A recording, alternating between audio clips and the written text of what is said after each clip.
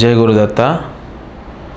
మనకు delivery time చూసుకొని మంచి టైము మంచి నక్షత్రం అన్నీ చూసుకొని మనం సిజరిన్ అంటే ఆపరేషన్ చేయించి పాపనో బాబునో మనం బయటికి తీస్తున్నాం. ఇది ఎంతవరకు కరెక్టు? చాలామంది ప్రశ్న.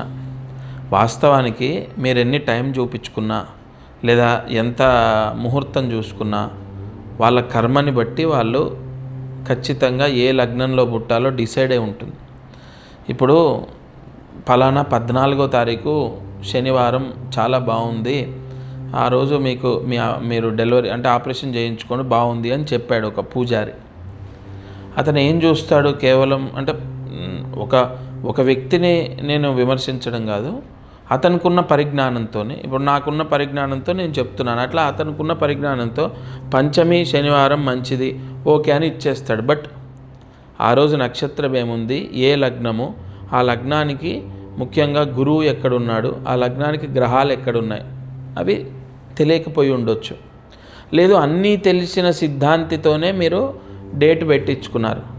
అయితే పలానా టైం నుంచి పలానా టైం మధ్యలో ఆపరేషన్ చేయండి అని చెప్తున్నారు.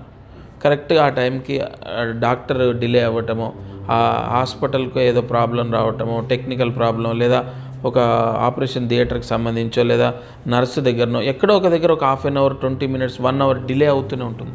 అక్కడ లగ్నం మారుతుంది. అంటే ఆ జీవి ఏ టైంకి పుట్టాలి అంతెందుకండి.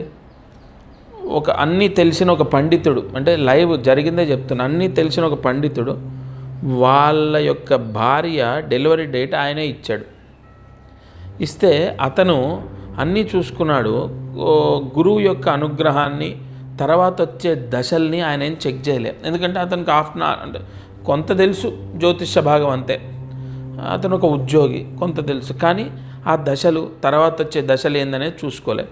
అతను ఇచ్చిన టైంకి ఒక 17 నిమిషాలు లేట్ అయింది. అబ్బాయి పుట్టాడు. ఆ అబ్బాయి పుట్టిన తర్వాత పూర్తిగా గురుబలం లేకపోవడం, తర్వాత దశలన్నీ యోగించకపోవడం, ఇవాళ ఆ అబ్బాయి చెప్పిన మాట వినట్లేదు. కాబట్టి మీరు ఎంత టైం చూసుకొని ఎంత చేసినా వాళ్ళు ఏ టైంకి పుట్టాలనేది డిసైడ్ అయి ఉంటుంది. అది ఏదో ఒక రూపేణా ఆ సిచ్యువేషన్ని క్రియేట్ చేస్తుంది కర్మ.